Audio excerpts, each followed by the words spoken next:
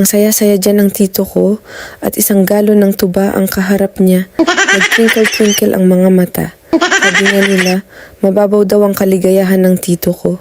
Diyan siya masaya kaya support na lang kami. Pero minsan kapag sobra na doon na kami nagsasalita. Hindi komplikado sa kanya ang buhay, pinapasimple lang niya.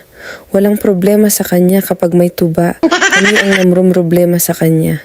Ganun pa man, parte yan ng pamilya. Boring ang pamilya kapag walang pasaway at pinagdadaanan sa buhay. Yan, tingnan nyo naman po at patawa-tawa na siya. Kanina na hindi pa binubuksan at binibiro namin na hindi yan sa inyo at sa amin yan, hindi maipinta ang mukha.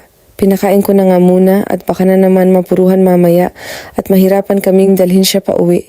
Kahit maraming pagkain yung nasa harap niya, pag may tuba wala yan yung mga pagkain hindi niya yan pinapansin.